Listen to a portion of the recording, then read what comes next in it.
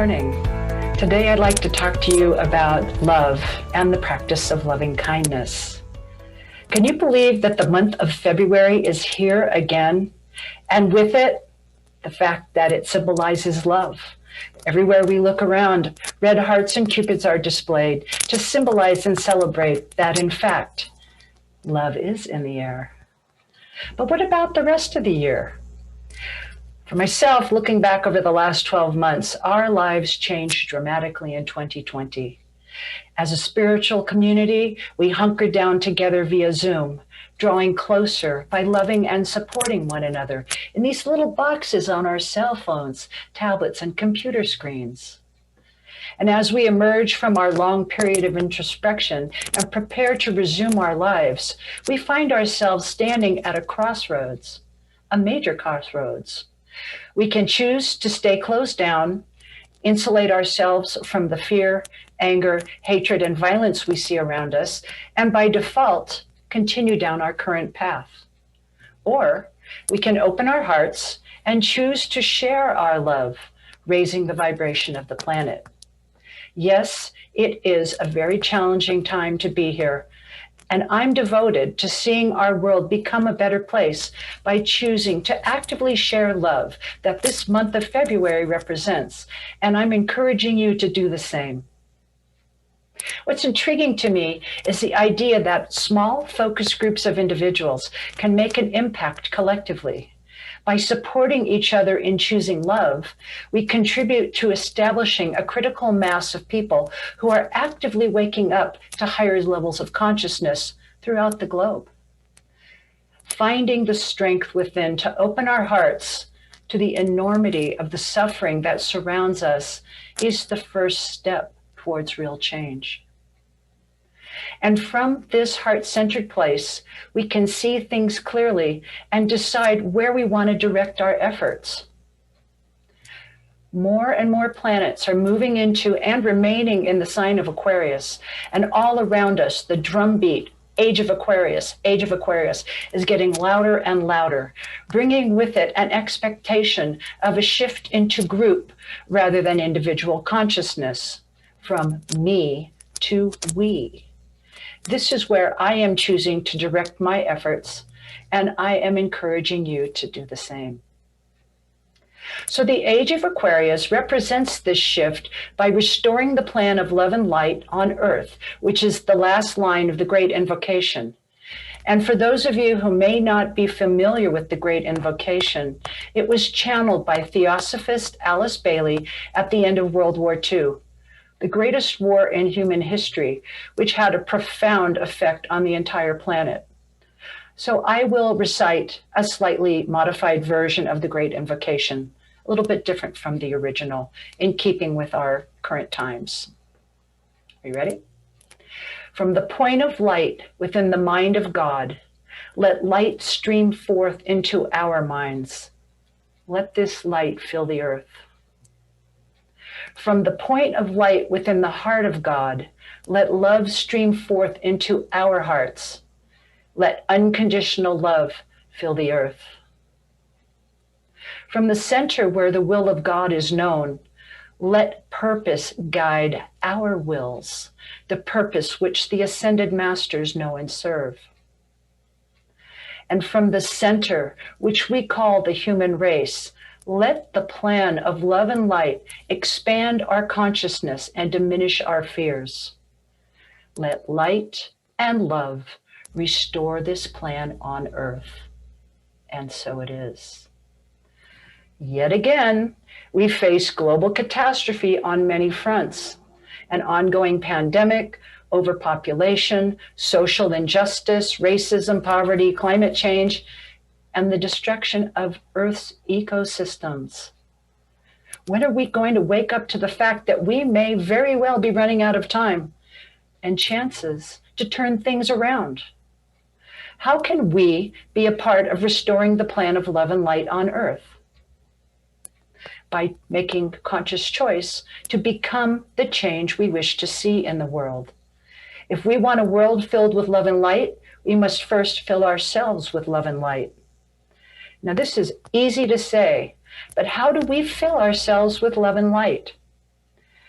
Well, in search of the answer to this question, I've discovered a very simple Buddhist practice called loving kindness, which I'm sure many of you are familiar with, which can help us as individuals be an active part of this collective shift.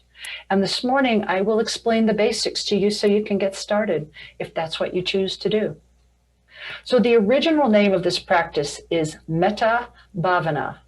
Metta means love, friendliness, or kindness, hence the term loving kindness. It is an emotion that we can feel and generate in our hearts and send to other people. And bhavana means development or cultivation. So did you know that hatred cannot coexist with love? And the meditation practice of loving kindness helps us to develop the mental state of unconditional love by training our minds to identify and release negative emotions. And as we practice loving kindness, the need to hold grudges, harbor ill will, or be hostile begins to fade away. And that negativity is replaced with a deep, abiding sense of peace and happiness. When we experience the world from this calm, loving state of mind, it makes it easier to successfully navigate life's challenges. And those who are around people who practice loving kindness feel that sense of peace and happiness as well. Developing loving kindness is much easier when we have steps to follow. And the practice of loving kindness has 5 steps and starts with sending loving kindness to ourselves, to a loved one, to strangers, to the difficult people in our lives, and then to everyone, everywhere. And there's no trick to being more loving and kind. It's something we decide to do and commit to doing on a daily basis. And that's why it's called a practice. So the first step in loving kindness is we start by feeling loving kindness for ourselves.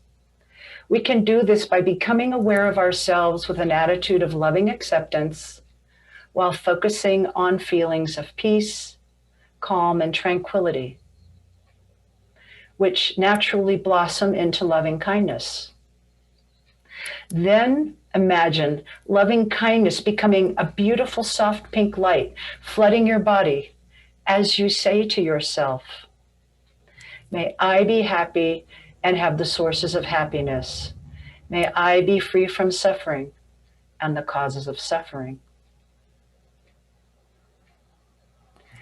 May I be happy means having respect for our bodies and minds, eating right, exercising, and if we have had a stressful day, giving ourselves time at night to reflect, unwind, and meditate. Now, the causes of suffering include negative emotions such as jealousy, resentment, feelings of abandonment, and judging ourselves harshly. And something to keep in mind, without loving kindness for ourselves, which can be hard to send to ourselves, it's impossible to feel it for others. Sometimes we feel selfish by treating ourselves well. It's the nature of our society. But if you know that you're doing it to be in service of other people, it kind of gives us permission to be kind to ourselves when maybe we've been taught that was something that was selfish. So the second step in loving kindness is to send that loving kindness to a loved one. And this is our emotional set point for all the rest, because when we bring to mind someone that we love, that's already the feeling there. So we just practice bringing that emotion up in situations that are different from thinking about our loved one. So the way we do it, and you can do it along with me if you like, is to imagine a dear friend, a beloved family member, a pet, or a mentor perhaps. Bring them to mind as vividly as you can and think of their good qualities.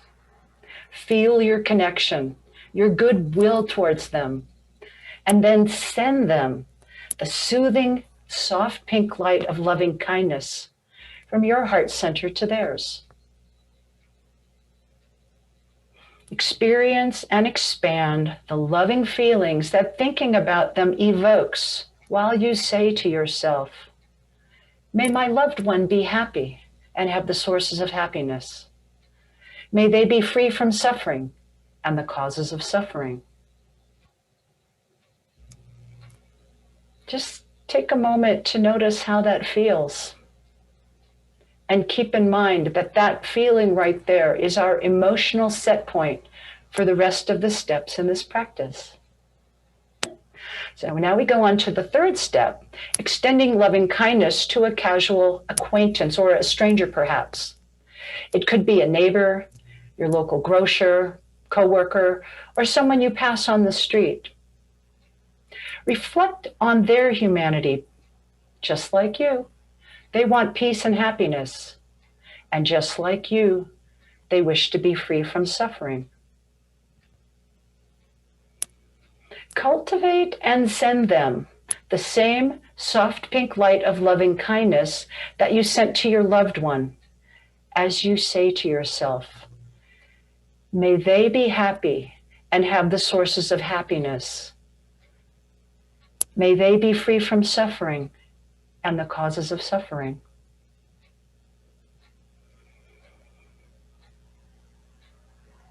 When we pass someone on the street, simply smile and say hello. We don't have to worry about what they do in response.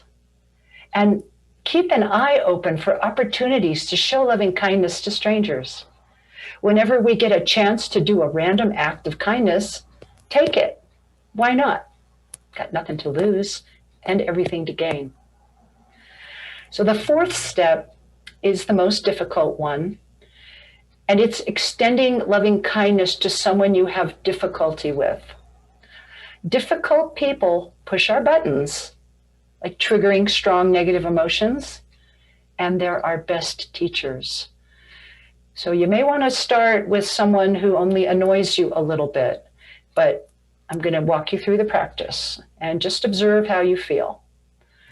This step can be the most challenging and most important because that difficult person in some way symbolizes the difference between a love that is conditional and a love that is truly unconditional, going beyond having our desires met or a kindness reciprocated. Now you can do this along with me if you like. Imagine someone that you are having conflict with or upsets you. Someone you dislike, who has been unkind to you, or someone you feel a grudge against. Simply observe and acknowledge any negative feelings that may arise. Just observe, maybe with a sense of curiosity.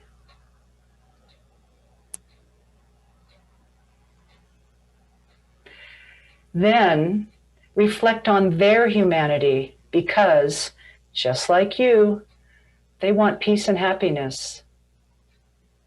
And just like you, they wish to be free from suffering. It's a hard one, I know. I invite you to gently work to overcome any ill will that you may experience. And see if you can begin to cultivate and send them the same soft pink light of loving kindness that you sent to a stranger and to your loved one, as you say to yourself, may that difficult person be happy and have the sources of happiness. May they be free from suffering and the causes of suffering. Once again, this can be very difficult, so you may wish to start with someone who only annoys you slightly and take it from there. Again, that's why they call this a practice. And the fifth and final step is extending loving kindness to everyone. And in this final stage, send your soft pink light of loving kindness to everyone around you. Our virtual circle, our neighborhood, our town, our country, and so on throughout the world. As you say to yourself, may we all be happy and have the sources of happiness. May we all be free from suffering and the causes of suffering.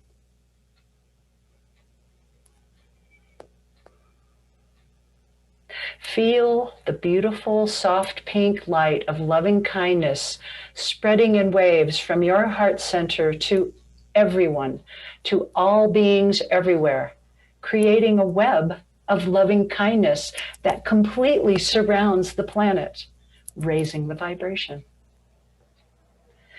May we all be happy. Simply wish all people happiness equally. No us, no them. We are all one.